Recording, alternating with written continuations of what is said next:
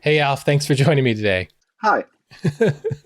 Introduce yourself, introduce iOSXpert so that people know kind of a little bit of a context about what you do. Yeah. My name is Alf Ruppert. Yeah, I'm named like the guy that everybody knows from the TV shows in the 90s or what it the late 80s. Thanks God, I'm named earlier that name and was not a school kid at that time. Um, yes, we are at iOSXpert. What are we doing? We are more or less a business consulting company, as there are a software consulting company that as there are many outside, but we are specialized in Apple users, helping Apple users. And this was the original thing as we created iOSXpert. And meanwhile, we are becoming more and more a software company as we are making enhancement for a CRM tool that we are selling. It's a Canadian CRM tool. It's quite well known in the Apple by Apple users. It's named Daylite. And for this Daylite system, we are creating plugins and enhancements and additional services and selling them around the world. Meanwhile, in over more than 120 countries. Cool. And you are currently calling in from where in the world? So we are based in Bendorf. Nobody knows the small city close to Koblenz. Koblenz is the place where the Rhine and the Mosel River are meeting, and Koblenz is between Frankfurt and Cologne. You have been working on this company for a long time. So it looks like 2006. Is that right? Yes, I have even to look it up to give correct answers, but around that time, yes, Your yes. LinkedIn says April 2006. So the reason I asked that is it's pretty unusual for me to run into somebody who has been working on one project for that long. So I'm fascinated because 2006 is like that's way before iOS was even a thing. Like the iPhone is 2008. So take me back. Like how did this project start? Like how did you get started on this? I always love to use the Mac, and my very first job, real job, was in a company back then in the end of the 90s. They were creating ERP software for Mac users. And this was totally strange because you had to sell it to people in this was that time as a Mac costume was 10,000 German marks that time. And while a PC was around 4 or 5,000. So, and it was very exotic that you are making business on Mac machines, not only using them for a creative world, even using them for real business purposes. And I loved that very much. And then there was this big ERP dying, which was short after the first e-commerce new economy thing was going down. So in 2000, 2001. And even at that time, I had a company trying to establish an e-commerce solution based on the Apple database. And we had to shut down too. And then I was deeply searching to get my knowledge out of and make something meaningful with all that knowledge that I had with Macs and with business things. And this is why I struggled to say when I started my business. I think in 2004 or 5, I had a lot of free time because I had just lost my job in this big ERP world was going down in Germany. So I put everything I knew on the internet. It was my first website I created for myself. It was a tool called Rapid Weaver, which made open up the internet from the other side for me. So I published everything I knew about business software on the Mac, and out of this, there came everything started because then I searched for a new product to sell and found Daylite and get in contact with the Canadian guys. And I often say it was a really cool thing. I made it out of the internet because I even know I'm that age that I even know the time before the internet, and the internet was really a game changer for me because who else in the time before it was unthinkable that you're doing business with a Canadian company, that you're getting in touch with them and starting a communication, but that ends up in a real meeting and then working together. Yeah, it wasn't that long ago that like what we're doing right now with me, I'm sitting in the US, you're sitting in Germany. Like this just didn't this would have been an international like long distance phone call at like $3 a minute or something paid to some telecom company. Um, That's interesting. So you published all of your content on the internet. This is 2004, 2005, right in there. You and did you pick up consulting clients, or was it straight to software? It was just, I said, I had to have this niche knowledge about business workflow stuff and ERP systems and based on a Mac. Yeah. So I wrote everything down I knew. I said, if it ends up that I have my own history just saved for me that I can take a look up years later. But it turned out that people contacting me and say, "Oh, you have knowledge there. I never knew that. Or you're the first one who has all this knowledge in one place." And aside from that, I always try to find a job back, getting paid for what I'm doing, yeah, for this knowledge and for working on a Mac. And on my way searching for an opportunity, I found this CRM software, and I was always a product guy. So I need something where I fall in love, and I can sell it easily. I'm not that guy who's what a lot of sales people tell you. I can sell software the next day, cars or whatever. No, I have to fall in love with the thing I'm doing. And I found something, and this was Daylite, because it attracted me very much, and I could see the benefit for customers. And so it slowly turned. It was first one of my products I recommended then to my consulting clients, and then it was that product that I recommended, and we started growth. So you started consulting, and then you would recommend this product, and then eventually started building software to even make that product better. So you've really gone the full spectrum with this particular product. Yes, it started because I know the very first piece of software we did for Daylite was the connection for phone systems, so that you can push a button and then call out, or if somebody is calling in, you can see which customer is calling in. And the problem was I have no clue in software development, so I just had this idea, and I had even no money to do it. So I found a developer, I made a deal with him and say, I will sell it and you will participate if you trust me. And we did this together, and it was a huge success. Yeah. I remember when that was happening, because I was working in a company right around or 2010, around that time, when that whole like making calls out of your computer tied to a CRM, that was pretty new during. I mean that was after it had already been on the market, but I mean if you go back to 2006, 2007, 2008, like that was just not a thing that people did like the way that we do it now. We take it for granted now. Now it's a usual thing, but still on the Mac you have hurdles today, because there's on Windows PCs there's a TAPI API, so it means it's standard that the operating system has a phone connection, which the Mac doesn't have. And funny enough, the first iPhone didn't have it too, so you weren't able to to utilize your iPhone from your Mac. Yeah, people forget, like, and it's hard to remember. Like, it's even the original iPhone launched with native apps and no app store. Like, and that was that way for several years. So the iPhone as we know it today was not even the iPhone of 2008, and the iPhone of 2008 was revolutionary. So very interesting. So you find this product, Daylite. So at risk of Daylite not a paid sponsor, right? Like so, but you love this product. Like, what was it about that product that really caught your attention and made you think like, this is great, like I want to work more on this? Yeah, it unified a couple of things. So it is not only it's not only address book. It's a integrated calendar, and you can linking things together. Even it grabs your email. So that was annoying if you see the standard tools on the Mac. Even if you on a very low level you compare it to Outlook. In Outlook you have one application where you have your address book, your calendar, and your emails. Even it's worse linked, but it's one application. On the Mac, it's at least three applications.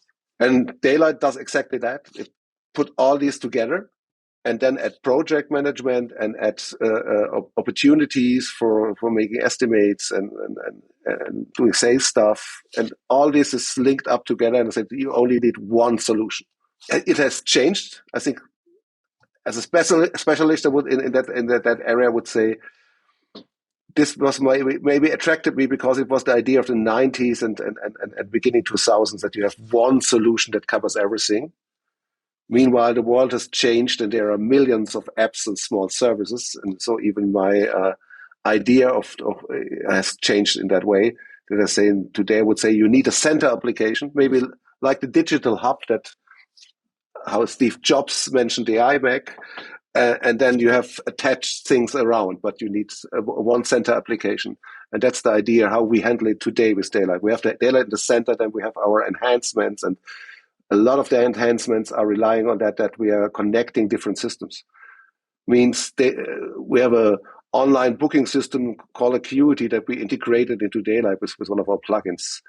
And I like this idea because if you have a clever integration of a couple of things, so it seems to the user that it's one application, but there are several applications, then you can easily change to get better stuff.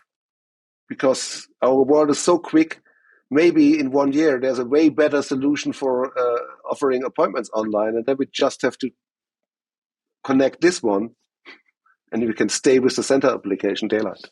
I love that. This is the nice transition into. So the last time we talked, it's been a couple months.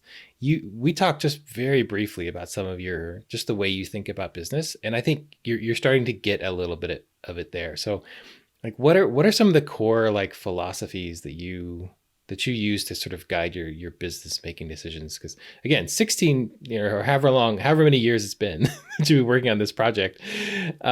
There's a lot of entrepreneurs, they build something and then they sell it and they move on to the next thing, and they don't like that. And there's a whole, and that's great. Like you can do that as a career, but you've chosen to sort of build one thing and stay with it for this long period of time. So, what keeps you focused on that kind of thing? And what are the sort of principles that you've used to make business decisions over the years? I always was attracted to, so there's one important thing that made me an entrepreneur. I totally don't like all these politics that you have to do in bigger companies.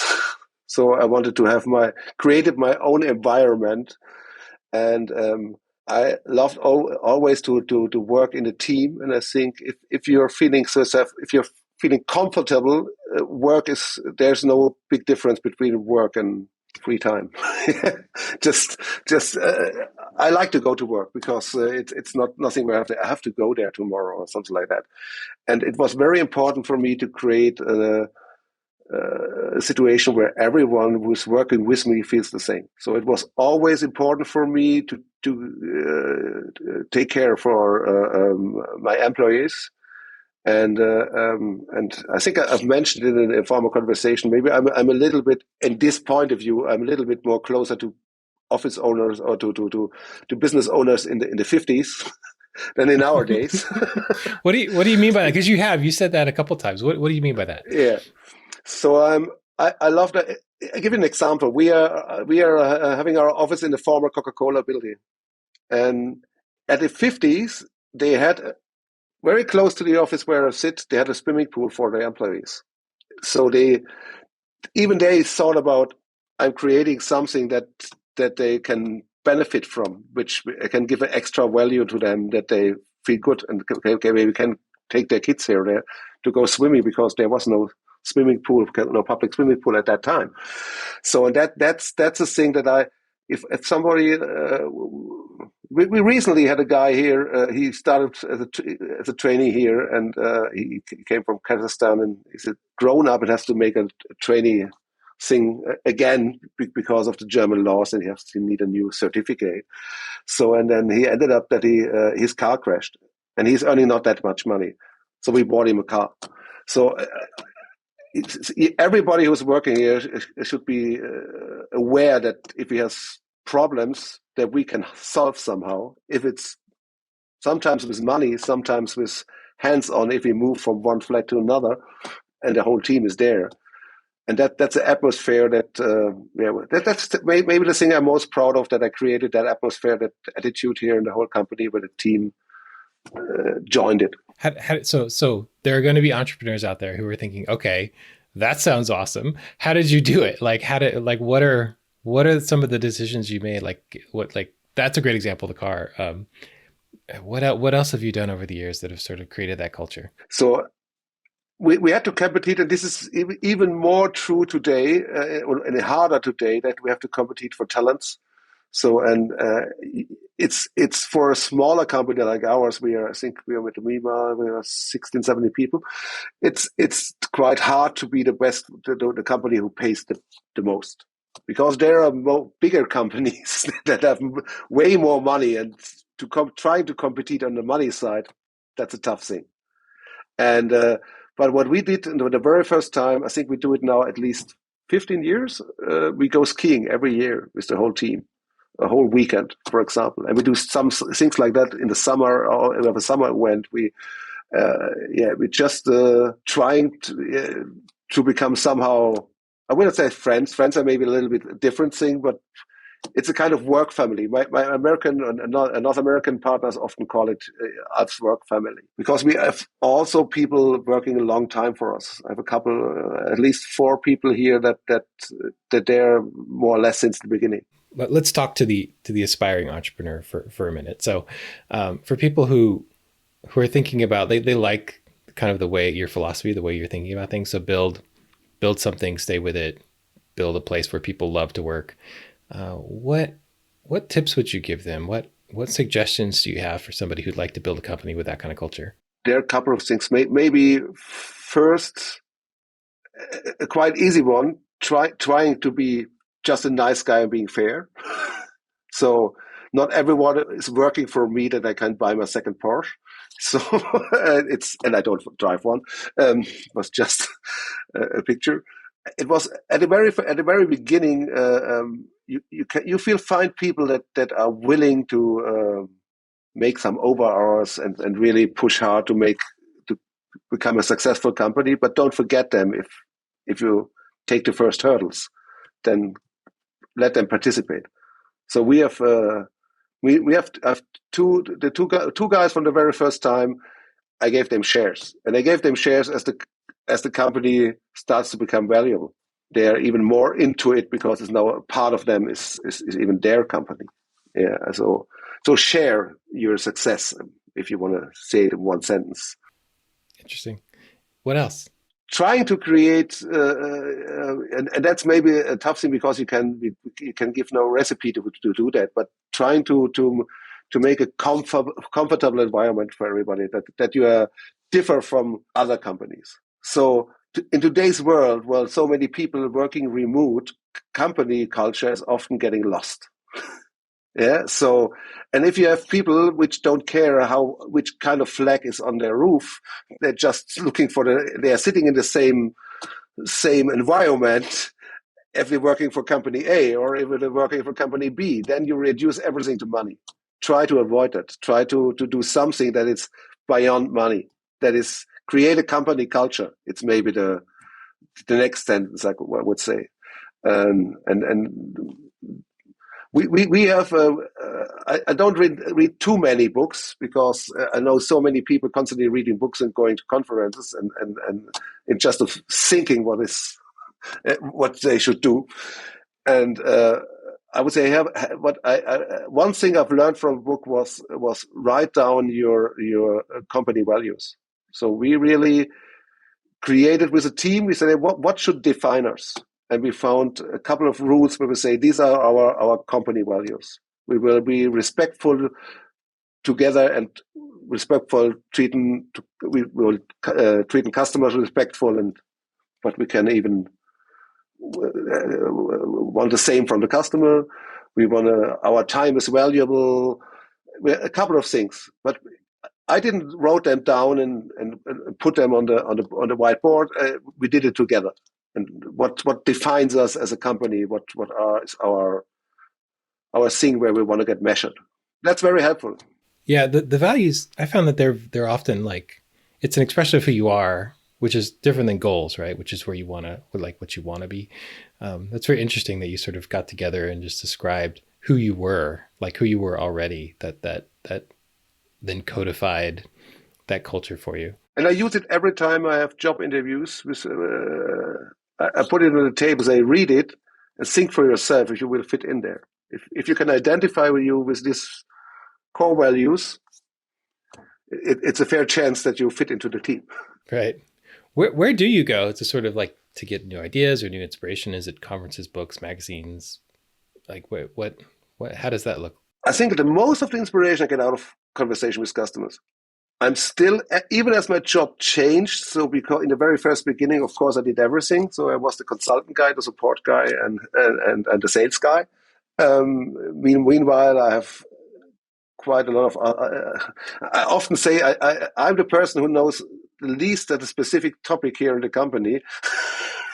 I just have a good idea from every department, uh, but I'm trying to keep in direct conversation with customers. So I still do consulting sessions. Even if it's not that much as my colleagues, and I still do sales stuff. I'm still in the conversation with customers of any size. So I get to understand their needs, and I can reflect that and can think about, hey, this guy has a problem, yeah, that we couldn't solve until yet. How we can make his life easier, his business life, and out of that we get ideas. And and I don't love to run around all these trends. I have a funny story. A business friend, he was a big friend of the Sastre conference. So he told me, you have to go and have a look there. And there was one in Europe, and I decided, okay, we will go there. And we went there with three people, and I went into this conference, and I was shocked because I was thinking I'm running to a time tunnel back into 2000s. It was originally the same bullshit as the internet first economy started. They were telling there, say, I'm on the wrong part of the in the room. If so, I mean, I could stand there and tell people, because I already seen what these young guys are speaking of, and not sitting here and hearing again the same bullshit that I heard last time. Everything was about how can we make it look like bigger and sell it and get the next venture money. No, nobody had made one euro revenue that, but everyone said, "Oh, great! He got another 20 million venture capital." Is it a success to get venture money? No, a success is if you build something and sell something and make really money out of it. We were just our head of product was just at the recent like SaaStr Europe conference. Is there? Do you think there's a danger to go to a place like that and some good and some bad, but like that you get caught up in that sort of whole venture world where people are they talk an awful lot about funding rounds and those kinds of things, but it sounds like you're more, and I know this is true, but I'd love for you to talk about it. You're much more focused on building a company that's profitable and you could see it like 2006 up to now, still going. What do you think the danger is of being too focused on those types of venture capital type ideas? I did this mistake. I already did this mistake because in 1998 I founded my first bigger company, but which was the e-commerce stuff, and it was just as before the new academy 2001, everything crashed. Yeah, so and we built it up a software, and then we went with our last money to the CeBIT, which was a big thing that time. So for younger people watching this was a big trade show all about computers and software, and the biggest in the world, and it's taking place. It took place in Hanover, and I remember we took our last money, rented a mobile home because we had no cash for having a proper hotel. Went there and say, if we don't find someone giving us money, we will be dead after the trade show. And we found somebody, a venture guy, who gave us money. And then they forced us to do, you have to do this and that and that. And I was quite young at that age, and I followed their instructions, and we blew away. I think at that time it was between 500,000 and 600,000. Was it euros or was on still German marks? I don't remember. It's that a long time, but it was quite a lot of money for us at that time. And then they told us, if the money is empty, just call us. You get another round. Yeah. Unfortunately, I called them, and it was 2001, and they say, "Oh, all the money is gone," and then we had to close the company. And since that, I promised myself I will not take any money from venture people that telling me what I have to do. I even don't need a bank. We never needed a bank. Everything we reached from here to Meanwhile, close to 1.5 million euros revenue is that we financed ourselves. You're truly bootstrapped in the real sense of the word, like from the very beginning. Alf, what's one thing that you hope people will remember after listening to this conversation? Maybe the main thing, don't, especially if you're an entrepreneur and look at that, don't let you don't hear at this bullshit they're telling you, like and in all these books and conferences to make quick money. It's more enjoyable to build something long lasting, which not means that I'm not. If somebody would come around and would say, "I give you 30 million euros," would reverse the thinking to sell it. So that's maybe the other side. Don't be, if you choose the way that I choose, which I think that it's the more attractive way than to trying to fast build something up and sell it even before it makes the first euro or dollar of revenue. But on the other hand, don't be too. If there's a business opportunity at the end of the day, and it's better to sell or to let it go, let it go. So it's a balance. And you can do all of that while operating at a profit. Is that what you're saying? Yeah, yeah, yeah. You're not successful if you. Of course, our world will tell you are successful if you sold something for 20 millions, what never made 1 million revenue, and you have 20 millions in your pockets. But I feel more successful to build something which is financing itself and paying out the salaries for my team and make a good living for a couple of families. Thanks, Alfred. Or thanks, Alf. This has been great. If people want to sort of connect with you, how can they do that? Contact me via LinkedIn or just email me directly. You can find all of my contact information on the website. Yeah, I'm happy to share my experience to every entrepreneur. Maybe LinkedIn can take a little bit time because I've learned 90% of the people, and be careful what you're writing me there, because 90% are starting to trying to sell me something, and these kind of mails I don't answer. So maybe say, hey, I saw your interview, heard your podcast or something as the opening. So thanks, Alf. I really appreciate it. Yeah, you're welcome. Thank you very much, Nathan.